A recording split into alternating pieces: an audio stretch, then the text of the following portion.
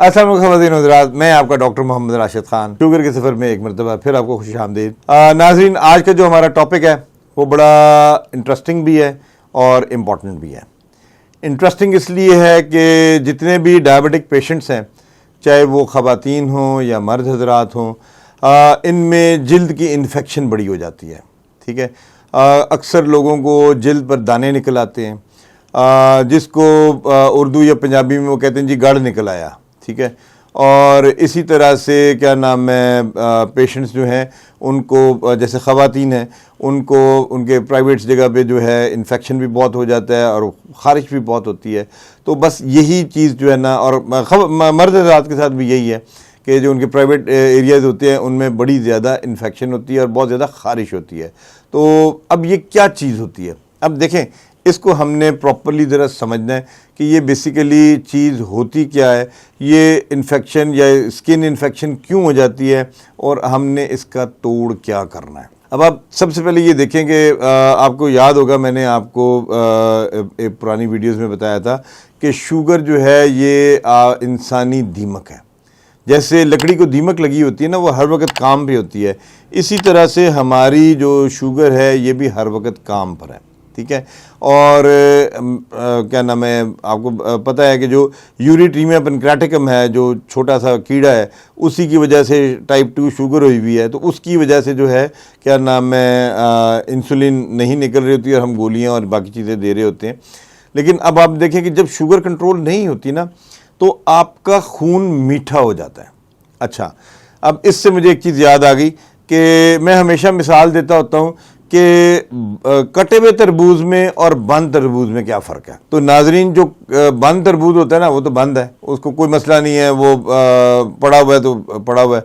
लेकिन जो कटा हुआ तरबूज होता है ना, जो आधा आधा कटा हुआ हो, उसके ऊपर आपको क्या चीज़ नज़र आएगी, उसके ऊपर आपको बेशुमार मक्खियाँ नज़र आएंगी। अब वो मक्खियाँ क्यों आती हैं उसके ऊपर?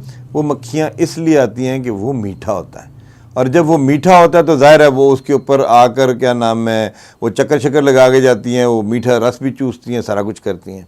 अब शुगर की मैं मिसाल इसीलिए मैंने इसकी मिसाल जो तरबूज की दी इसलिए दी कि जिल्द जो हमारी, जब शुगर हमें हो जाती है ना, हमारा भी खून बहुत मीठा हो जाता है।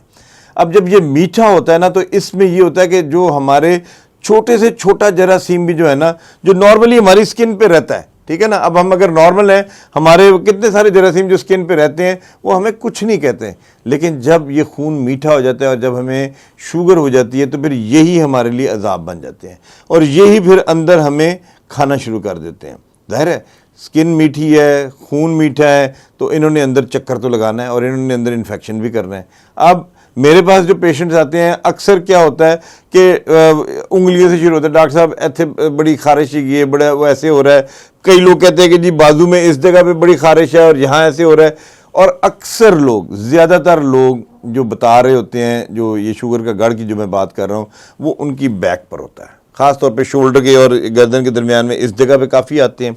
और इसी तरह से थाई में भी जो है, मतलब आपके जो लोअर लिम्ब है, इस टांग पर भी अक्सर इन्फेक्शन होती है। प्लस एक और जो चीज़ जो बड़ी इंपॉर्टेंट है, ख़ास तौर पे जैसे मैंने आपको लास्ट टाइम भी बताया था कि शुगर से हमारी नसें मर जाती हैं, हमें ठंडा गर्म हमें महसूस होना ख़त्म हो जाता है, ख़ास तौर पे पैरों में। तो हमारे पैर में अगर चोट भी लग जाए तो हमें पता नहीं लगता कि चोट लगी है। तो जब वो चोट लगती है, खून मीठा है, तो वहाँ जरासीम आ जाते हैं और यही वजह बनती है हमारे डायबिटिक फुट की, और हमारा पाँव ख़राब होता जाता है, क्योंकि असल में उसमें दर्द नहीं होती ना। देखिए, दर्द भी अल्लाह ताला ने कैसी एक नेमत दी है हमें कि दर्द हो तो हम फौरी तौर पर कहते हैं वो पता नहीं की हो गया, इसको देखो यार जाके। लेकिन जहाँ नहीं होती तो वहाँ फिर हमें फिर इसी तरह की इन्फेक्शंस जो हैं वो चढ़ती हैं और हम और मज़ीद प्रॉब्लम में चले जाते हैं। अब बेसिकली इसमें होता क्या है, इसमें ज़्यादातर जो क्या नाम है जरासीम होते हैं ना, वो होते हैं जो स्किन के ऊपर होते हैं। ठीक है, इनको अगर मैं थोड़ी सी ज़रा टेक्निकल लफ्ज़ यूज़ करूँ ना, इनको हम कहते हैं ग्राम पॉजिटिव।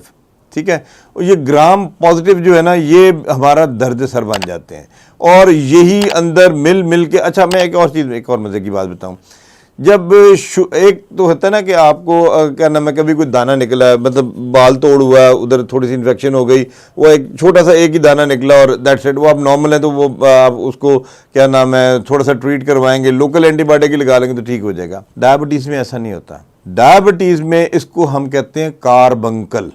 अब कार्बंकल क्या चीज़ है? कार्बंकल ये है कि एक दाना वो अंदर ही अंदर फैलता जाता है, मतलब एक जगह पे इन्फेक्शन हुई, वहाँ जरासीम आए, उसके साथ हम साए में एक और आ गए, फिर इसी तरह से करते करते करते ये फैलना शुरू कर देते हैं। और इनके बहुत सारे मुंह होते हैं, एक मुंह नहीं होता, बहुत सारे मुंह होते हैं।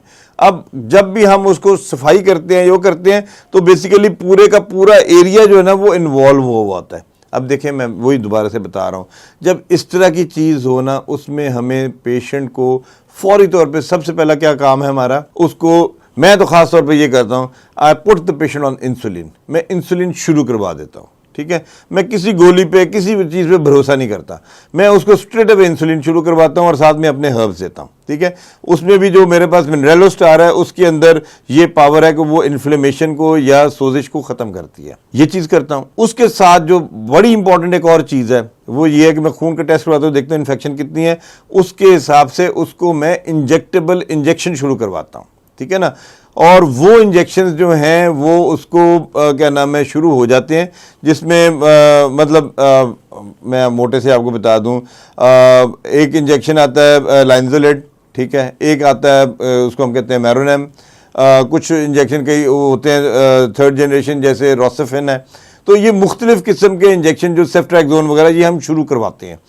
लेकिन इंपॉर्टेंट चीज़ ये है कि हमें कम से कम दो एंटीबायोटिक वो हम उसको शुरू करते हैं और मरीज़ हमें रिस्पॉन्ड भी करना शुरू करता है और वो बताता है कि डॉक्टर साहब आज मेरे 2 इंजेक्शन लगे ना, शाम मेरी बेहतर गुजरी है। तो चीज़ें इसमें सबसे पहली चीज़ जो होगी ना, ख़ास तौर पे अगर बैक पे ये वाला ज़ख़म है तो उसमें उसकी दर्द में कमी आनी शुरू होगी और दर्द उसकी कम होनी शुरू होगी, प्लस उसकी जो इन्फेक्शन और जो अंदर गड़ मचा हुआ है, गंद मचा हुआ है, वो साफ़ होना शुरू हो जाएगा। तो इसलिए हमें इसको कम से कम मैं 1 हफ़्ता इंजेक्टेबल शुरू करवाता हूँ कि 1 हफ़्ता मरीज़ को इंजेक्शन लगें ताकि उसका ये जरासीम मर जाए। जब वो मर जाता है तो फिर हम उसको उससे उतारते हैं, अदरवाइज उससे पहले नहीं उतारते। और इसमें एक और जो ज़रूरी चीज़ है वो यही है, शुगर को स्ट्रिक्टली कंट्रोल रखना है। उसके लिए हम इंसुलिन इंजेक्टेबल देंगे। मैं उसमें रेगुलर इंसुलिन लगवाता हूँ दिन में 3 से 4 दफ़ा, ताकि जो है उसकी शुगर बिल्कुल ना बढ़े।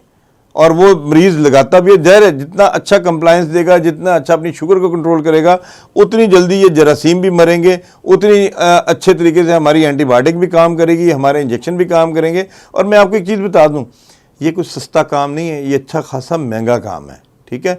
मतलब अल्लाह ना करे अगर आप एक दफ़ा आपको इन्फेक्शन होती है तो इसमें आपके 70-80 हज़ार रुपया लग जाता है। ये सिर्फ ये इंजेक्शन की कॉस्ट बता रहा हूँ, तो मरीज़ उसमें से फिर बाहर निकलता है। तो हमेशा ख्याल रखें कि आप इस तरह के प्रॉब्लम्स में ना घिरें। अपनी अगर आप शुगर कंट्रोल रखेंगे ना तो आपको कोई स्किन का इन्फेक्शन नहीं होगा, कोई जल्द में ऐसी बीमारी नहीं होगी, तो ये आप इससे बचे रहेंगे। अच्छा, इसके बाद ये तो हम बात कर रहे थे कार्बंकल की और ये स्किन इन्फेक्शन की और ये जो गड़ हो जाते हैं। एक और जो मैं आपको बात कर रहा था वो ये कर रहा था, जैसे ख़वातीन हैं, ख़वातीन में शुगर कंट्रोल ना होने की वजह से उनको बहुत ज़्यादा इचिंग और ख़ारिश होती है उनके प्राइवेट जगहों पे। अब वहाँ वो बेचारी ख़ारिश करती हैं, ठीक है। अब उस ख़ारिश से जो है वो क्या नाम है, जिल्द जो है वो सुर्ख हो जाती है। और यही हाल मर्दों का भी होता है। मर्दों के भी जो है प्राइवेट एरियाज़ में बहुत ज़्यादा ख़ारिश होती है और वो बेचारे जो है ना, मतलब वो तड़प जाते हैं कि डॉक्टर साहब इतनी ख़ारिश है, हम क्या करें। देखें, मैं दोबारा फिर बताऊँ, और उनकी जब हम शुगर चेक करते हैं तो पता लगता है किसी की 350 है, किसी की 400, किसी की 500 पे पहुंची हुई है।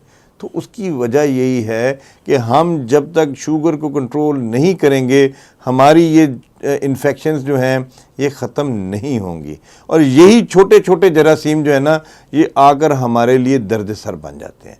तो इसलिए हमेशा याद रखें, जब भी आपको डायबिटीज़ हुई है या किसी अजीज़ व अकारब को हुई है तो सबसे पहला एक काम आपने रखना है, उसकी शुगर को स्ट्रिक्टली कंट्रोल रखना है। क्योंकि देखें, एक डायबिटीज़ है ना, इसके आपको हर तरफ वो प्रॉब्लम्स नज़र आएंगे।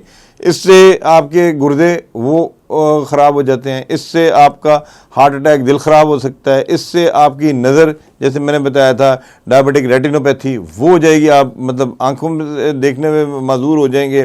फिर इसी तरह से आपके जैसे डायबिटिक फुट हो गया है तो पाँव वाँव कटने का ख़तरा हो जाता है। तो इसी तरह से मल्टीपल चीज़ें आप नाम लें और ये प्रॉब्लम वहाँ है, ठीक है। तो इसलिए हमेशा याद रखें कि आपने अपनी शुगर को प्रॉपरली कंट्रोल रखना है। आप अपने डॉक्टर को बोलें, मतलब इसको छोड़ें ना। देखिए मैं आपको एक चीज़ बताऊं, आप डॉक्टर को मुफ्त नहीं दिखाते, उसको पैसे दे रहे होते हैं। जब आप उसको कंसल्टेशन फीस दे रहे हैं ना, तो आपका हक बनता है उससे 10 दफ़ा पूछना। मैं अपने मरीज़ को कहता हूँ कि यार तुम मुझे मुफ्त नहीं दिखा रहे, तुम मुझसे 10 दफ़ा सवाल पूछना, मुझे 10 दफ़ा पूछो, मैं तुम्हें जवाब दूंगा उसका। तो हमेशा आप अपने डॉक्टर को भी अगर दिखा रहे हैं तो उसको भी बोलें कि जी डॉक्टर साहब आप इसको प्रॉपरली सही करें, ठीक है। वो उसको ये ना करने दें कि वो जैसे यहाँ डॉक्टर्स बोलते हैं नहीं नहीं ठीक है सही हो जाएगा बस तुसी ना फिक्र करो, ऐसे नहीं। उनको बोलें जी मुझे हमें टेक्निकली जवाब दें पूरा, और ताकि उसके मुताबिक आप उसमें से निकल सके। आप निकलेंगे तो आपका प्रॉब्लम सॉल्व होगा, अदरवाइज़ आप ये लटके रहेंगे इसमें, ठीक है। तो आज का जो हमारा वीलॉग था वो बेसिकली स्किन, देखिए सबसे बड़ा ऑर्गन है स्किन, जिस्म का जो है ना, मतलब सबसे बड़ा ऑर्गन है। तो इसलिए इसको हमने हिफाजत करनी है। हिफाजत ऐसी होगी, अगर डायबिटीज़ हो गई है तो उसको हमने प्रॉपरली कंट्रोल रखना है, उसको उसकी हिफाजत करनी है, पैरों की भी हिफाजत करनी है, और हर चीज़ की जो जिल्द के एरियाज़ हैं, प्राइवेट जगह हैं, उनकी भी प्रॉपरली हिफाजत और सफाई सुथराई सही रखनी है। मुझे उम्मीद है आज का वीलॉग आपको पसंद आया होगा। अगर आपको पसंद आए तो आप इसको सब्सक्राइब ज़रूर कर लें, क्या नाम है, लाइक भी कर लीजिए और बेल आइकन का बटन भी दबा दें।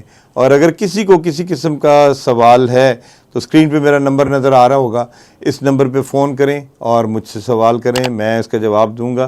तो इंशाल्लाह आपको हम इस प्रॉब्लम में से बाहर निकालेंगे। अगर आपको पसंद आया है तो बहुत शुक्रिया, थैंक यू वेरी मच।